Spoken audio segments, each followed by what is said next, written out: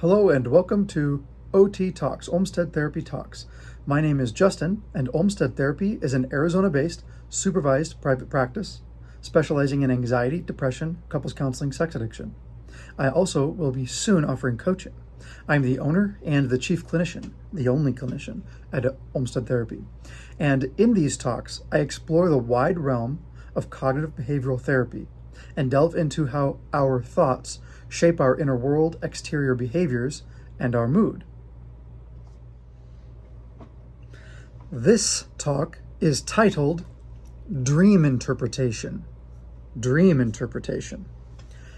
This will be a bit of a longer talk than my usual talks, but if you've been interested in dream interpretation and bringing dreams into therapy and having a therapist who's had some training and has done some advanced reading in dream interpretation, then this little talk is for you. So for those who remember their dreams, everyone has dreams, but not everyone remembers dreams, they can kind of be a hack to therapy or a shortcut. Well, they're not really shortcuts, but they can feel that way. When they're interpreted, I'll say properly, we can get to that. How about when they're interpreted appropriately? They can feel like shortcuts. They often propel personal insights forward in the exploration phase of psychotherapy. And that's why it can kind of feel like a shortcut. So dreams. There is a lot said about dreams. Dreams communicate in associations, like poetry or art. Okay, the dreamer is the only one with the real key to unlock the meaning of a dream. There's more to say there, but let's just keep going down this line. Dream dictionaries may be popular, but they're quite misleading. For example, I had a dream once about big choices in life. I'm not going to explain the entire dream here or what my choices were exactly, but in the dream, at one point, I was trying to catch two tomatoes. I was trying to catch two tomatoes in a pool of turbulent water while being chased by a polar bear, of all things. Why tomatoes? Why a polar bear? Why a pool of churning water? Dreams are most often linked to waking life. Like I said, my dream occurred during a season of making big decisions. Do I go this way? Do I go that way? Well, it so happened a day before I dreamed, I was slicing especially juicy red tomatoes for dinner. In my dream, the two choices became associated with this recent waking experience of tomatoes. And the tomatoes were seen as both equally healthy and desirable options. Okay, my choices got associated with the two tomatoes as healthy and desirable. And I don't really need to look beyond this simple experience for the right association. Why a polar bear? To me, in general, bears are terrifying foes. They're very tough animals. And in a sense, and they're very difficult to kill. Okay? Watch the movie The Edge with Anthony Hopkins. The association of the bear isn't so hard. Combined with the turbulent water in which I swam, it seems clear in a more universal sense that I was negotiating chaos and a sort of chaos monster that threatened me. Because polar bears aren't just bears, it's a polar bear, a bear of the water, a fierce foe of the water. And the water and the polar bear both represented the difficulty together in sort of the combo. They represented the difficulty of the choice that I faced and potential disaster I feared about making the wrong choice. Notice fear.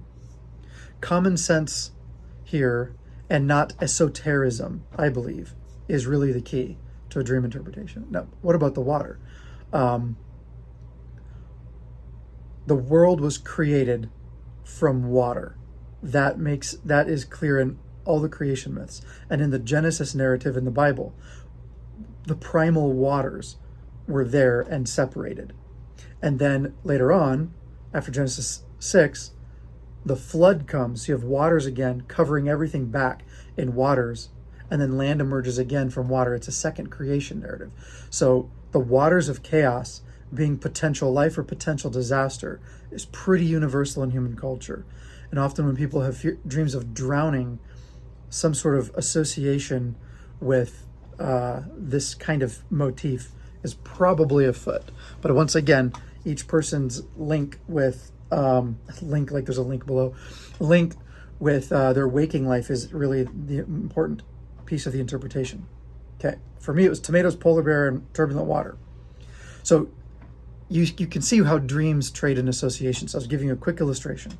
The associations do tend to be universal, like ripe and red with tomato, maybe universal in certain cultures where ripe and red makes sense for fruit or vegetables or something. And that's associated with health and desire.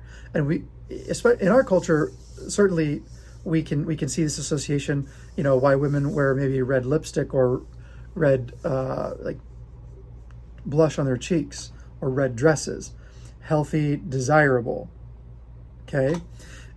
Imagine choosing apples at the grocery store for another example. You don't get the soft browning ones. You get the firm, bright red apples, right?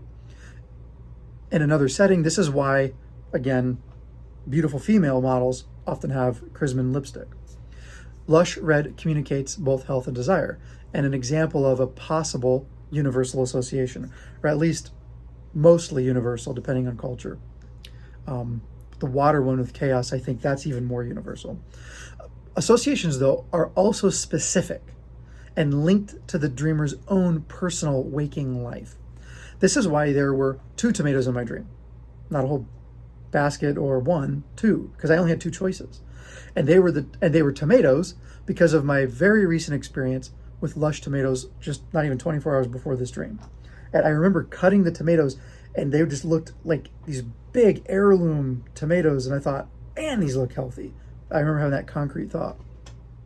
And so the wise therapist, I think, conducts a careful and detailed interview with the client to help thread the needle with dream interpretation, rather than relying on outside theories about dreams, such as come from a dream dictionary, and especially what might come from the therapist's own head. Okay? Careful, detailed, building rapport and trust with the client, careful and detailed interviewing, that's really very important. Like I said, dream dictionaries can be misleading, as if there were magical, occult, or esoteric meanings to dreams. For example, a dream dictionary, I looked this up, explains the significance of tomatoes. Quote, to dream of a tomato symbolizes contentment, victory, and winning. The color red is synonymous with passion, but also anger, and can also be a symbol of blood, life, and fertility. So what do I think about that entry? Well, for one, the entry is not really about tomatoes exactly. It's more like about the color red. Maybe there's other better dream dictionaries out there. I didn't go looking through all of them. This didn't really seem to match the dream itself for me at all, or it linked to my waking experience at all. In fact, I think it might have misled me. The dreamer's associations must be factored in. So if I took this entry seriously, I would have been misled, I believe. Dream dictionaries, I think, can be misleading.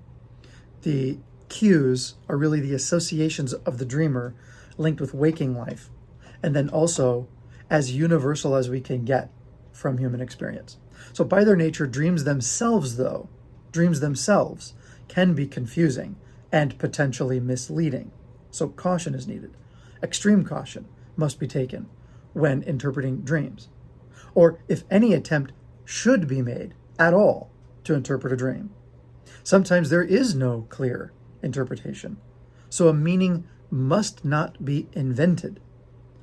Only fools follow dreams without the light of wisdom. So why do we dream anyway?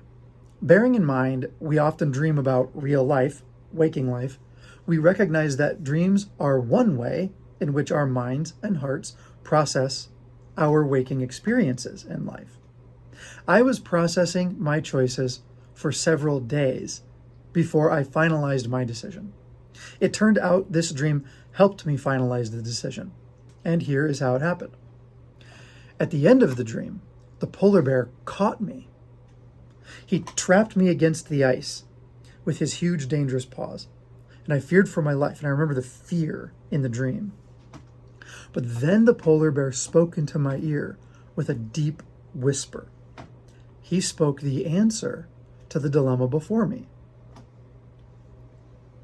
Humility. That's what the polar bear growled in my ear.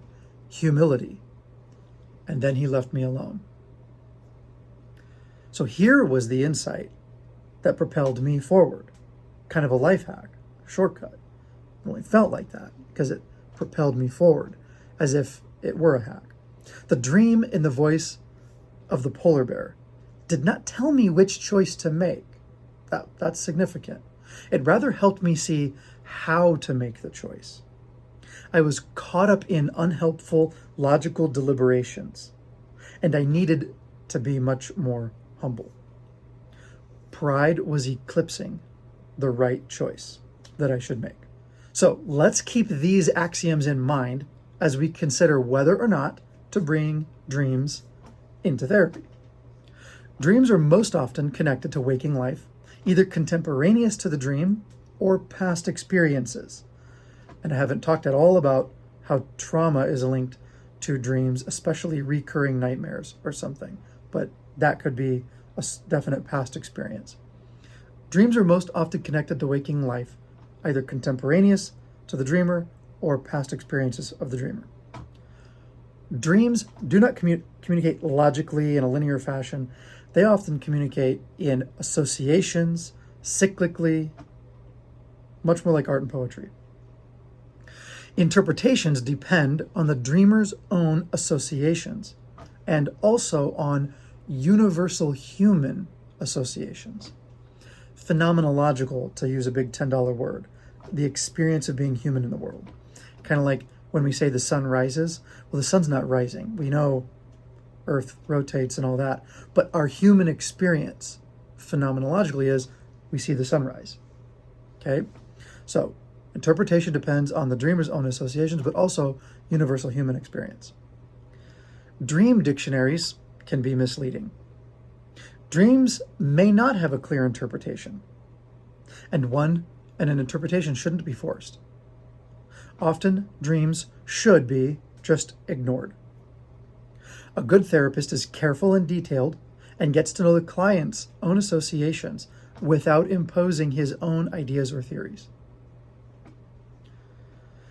So, if you have had any recent vivid or troubling dreams that you'd like to explore, and if any of this rhymes with your experience, get in touch with me today, fill out my contact form on the website, or book an appointment. Thank you for watching.